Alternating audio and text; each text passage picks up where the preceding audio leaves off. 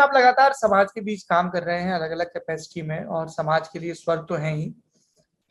एक जो हमारा पत्रकार के तौर पर कंसर्न होता है और हमारी कमी भी है, जिसको मैं लगातार एडमिट कर रहा हूँ इस प्रोग्राम में भी, कि मैं बाकियों की नहीं कह सकता, ना बाकियों की मेरी जिम्मेदारी है। मैं लल्लन टॉप के बारे में कह सकता हूँ कि शिक्षा और स्वास्थ्य हमेशा से हमारे एजेंडे में रहे हैं, लेकिन कई दफा ऐसा होता है कि कुछ बड़े इवेंट्स होते हैं, चुनाव हुए, कुछ और चीजें हुई, तो वो चीजें बैक बर्नर पे चली जाती हैं।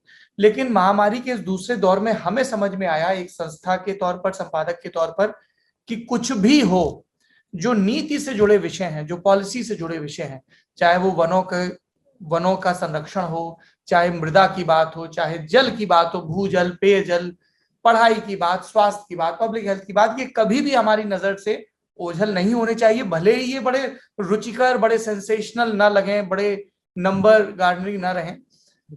आप इतने लोगों के साथ अभी काम कर रहे हैं, पब्लिक हेल्थ को लेकर किस तरह के परसेप्शन आपको नजर आए? रूरल और अर्बन सेक्टर में किस तरह की क्वेरीज आई, किस तरह के मिथ्स आए, और आपके हिसाब से व्हाट्स द वे फॉरवर्ड? ये क्या है ना, मैं एक बार ना वहां गया था, दक्षिण गया था जी। तो वहां मैंने बड़े बड़े हाथियों को पतली चेन में बंधे हुए देखा। तो मैंने महावत से पूछा कि इतने इतने मजबूत हाथी हैं, ये चेन में कैसे हैं, तोड़ नहीं सकते? बोले तोड़ेंगे नहीं साहब। मैंने कहा क्यों? बोले जब ये पैदा हुए थे ना तो इस जंजीर से बांधे गए थे, तो इन्होंने बहुत मेहनत की थी 6-7 महीने इसे तोड़ने की, तब टूटा नहीं। फिर इनकी समझ में आ गया कि जब महावत चेन लाके बांधे फिर मेहनत मत करो, टूटेगा नहीं। अब ये चेन इनके पैर में नहीं पड़ी है, ये इनके मस्तिष्क में पड़ी है, और इसे तोड़ेंगे नहीं। तो ये जो हमारे दिमाग में चेन बांधी गई है कि ये इश्यू नहीं है, ये एक दिन का काम नहीं है, इसमें बहुत मेहनत लगी। उर्दू का एक शेर है कि गैर मुमकिन है कि हालात की गुत्थी सुलझे, गैर मुमकिन है कि हालात की गुत्थी सुलझे, इसको दानिश ने बहुत सोच के उलझाया।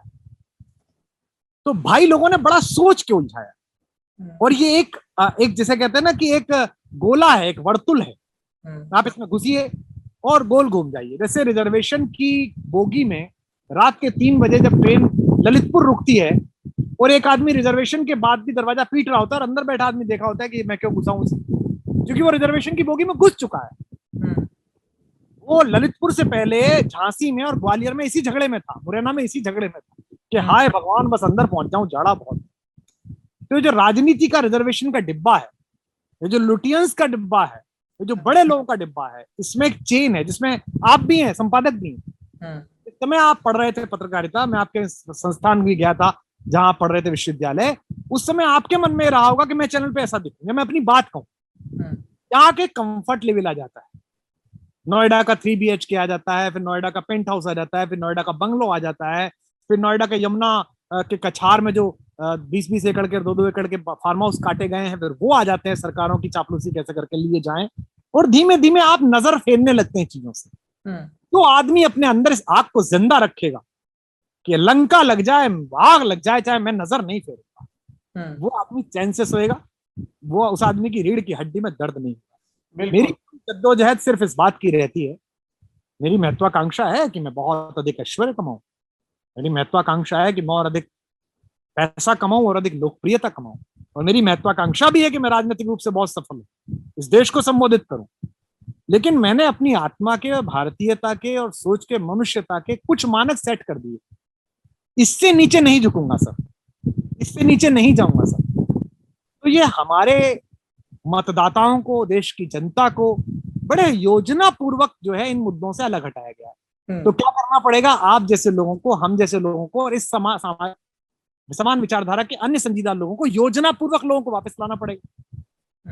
आप उन लोगों को क्या कहेंगे जिनमें घर में भाई मर गया, पत्नी मर गई, बच्चा मर गया, अगर वो आज भी आपसे कुतर्क कर रहे हैं अपनी सरकारों को बचाने के लिए, और वो ऐसे अधकचरे तर्क लेके आए कि सरकार क्या करती साहब, वो किसी आदमी के घर में 5 आदमी का दूध आता था, अचानक 100 आदमी आ गए। अब फिर आप कहोगे चाहिए, अरे भाई मैं ये नहीं कह रहा 100 आदमी आ गए, 100 आदमी आएंगे ये घर के 4 लोगों ने बताया था, इसकी कॉल आ गई थी, इसका अखबार छप गया था, ये टीवी पे आ गया था, और चलो नहीं लाए, उसके बाद आपको नहीं पता था कहां से लाना, उसके बाद जब आ गई 100 लोग आ गए तो आप दारू पी के बाहर पड़े थे, अब कह रहे थे घर में घूम के देख लो कहां से, हमें नहीं पता, और आप लड़ रहे थे। तो ये तो अय्याशी हुई ना, ये तो काहिली हुई ना।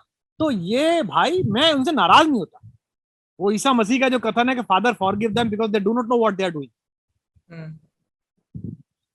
हमने जो राजनीतिक विकल्प तैयार किया, जो वैकल्पिक राजनीति के बारे में सोचा, मैंने उसमें बड़े प्रांजल मस्तिष्कों को का बधियाकरण होते हुए देखा है। पता नहीं इसका अंग्रेजी में अनुवाद बधियाकरण का क्या होता है। मैंने उनको बिल्कुल बिकते हुए देखा है। मतलब अगर नेता ने किसी अच्छे ट्वीट को रिट्वीट किया है तो वो शाम को घुसेंगे पीएससी की मीटिंग में, कहेंगे सर वो तो बहुत गजब आपने लिखा सर, हैं? मेरी वाइफ तो सर, वो सर गाया, मैं सर करे क्या लिखा मैंने, वो क्या था सर, वो फला, फिर मैं कहता अरे वो रिट्वीट किया था ना तूने, उसकी तारीफ कर रहा है, हाँ चलो आगे बोलो। मतलब हद है आपकी। सिर्फ इसलिए कि आप एक कमीशन के चेयरमैन बने रहे, सिर्फ इसलिए कि आप केवल टिकट बांटते रहे, वहां से आप कुछ पैसा कमा लें, सिर्फ इसलिए कि आप सरकार में बने रहे। तो एक ऐसा नहीं है कि मेरी इच्छाएं नहीं होंगी सर। मेरे से किसी ने पूछा इतने कड़वे कैसे हो जाते हो। भाई मैं जिनका वंशज हूं ना, निराला का, नागार्जुन का, दिनकर का, कबीर का, इन लोगों ने उस कीमत पर सच बोला जब शाम के भोजन की तैयारी नहीं, जब अगले दिन का पता नहीं।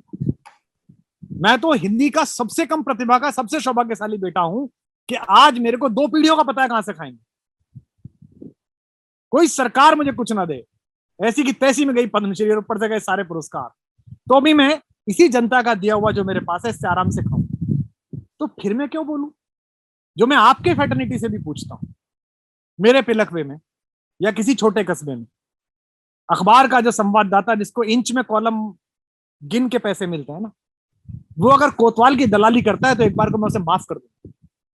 उसे बच्चे का एडमिशन कराना है, माँ के इलाज करवाना है मोतियाबिंद का, है ना, पिता का कैंसर का इलाज कराना है, लेकिन इन संपादकों की सैलरी करोड़ों में, इनके जीवन के सारे काम पूरे हो गए। अगर वो केंद्रीय मंत्रियों की या सरकारों की चमचागिरी करें, चापलूसी करें, मुख्यमंत्रियों के ट्वीट रिट्वीट करें, तो मेरे को आश्चर्य होता है कि वो सोते कैसे होंगे रात को।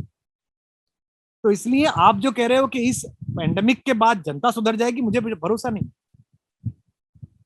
मैं फिर चुनाव लड़ूं, मैं फिर जमानत जब्त कर दूंगा 200%।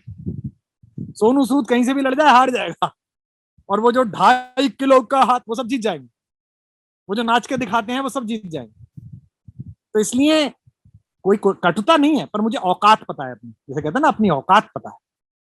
बस काम यह है कि हम इन रोती हुई आवाजों से नजर नहीं फेर सकते। हम वो लोग नहीं है कि 3 पैक ब्लैक डॉग के लगाएंगे और कहेंगे यार बहुत इट्स सो ऑसम यार, it's so awful today, you know you have heard that he passed away even, यार ये सच है यंग चैप, ऐसा कैसे हो गया, बस ओ माय गॉड, अच्छा एक पैक और ऐसे बात करके काम निपटाया, रात को सो गए डकार लेके, वो नहीं कर सकते। कान में आवाज आती है तो रोना भी आता है, नहीं बचा पाते तो परेशानी भी होती है, गुस्सा भी आता है, फिर लग जाते हैं एक चोटिल घायल रक्त रंजित एक सिपाही की तरह लग जाते हैं। इस बीच में गाली गुफ्तार भी हो जाती है, कोई कुछ कह देता है, कोई कुछ मजाक उड़ा लेता है, कोई अच्छी इंटेंशन पर भी राजनीतिक मुलम्मा चढ़ा देता है, तो दुख होता है और फिर लग जाते हैं। बेटी कहती है पापा अच्छा काम कर रहे हो, you are doing good, I am proud of you, खुशी होती है, चलो हाँ ठीक है ठीक है। पत्नी रानी अभी यूके में ही है या? उनकी पढ़ाई चल रही है, एक्चुअली वहाँ सब कुछ सही सही चल रहा है, वैक्सीनेशन हो गया है, तो उनका फर्स्ट ईयर के एग्जाम्स हैं तो उसमें लगी हुई हैं। पत्नी कहती है कि मेरे को किसी ने भेजा है, मैंने कहा कौन है जानती हो, पता नहीं कहाँ से नंबर मिल गया, पर प्लीज देखो ना इसे, इसको प्लाज्मा चाहिए, इसको ऑक्सीजन चाहिए, इसको रतलाम में हॉस्पिटल चाहिए। रतलाम में कोई है क्या? मैंने कहा हाँ रतलाम में तो हैं, 2 लोग हैं, फोन करो ना आप उन्हें। मैं फोन करता हूँ, हो जाता है, फिर वो बंदा बंदी लिखता है 4 दिन बाद, मैडम आपके कारण हो गया, सर ने फोन, सर से बात हो गई, इन लोगों की इलाज हो गया, तो कहती है अरे वो हो गया, बहुत अच्छा, तो बड़ी खुशी होती है।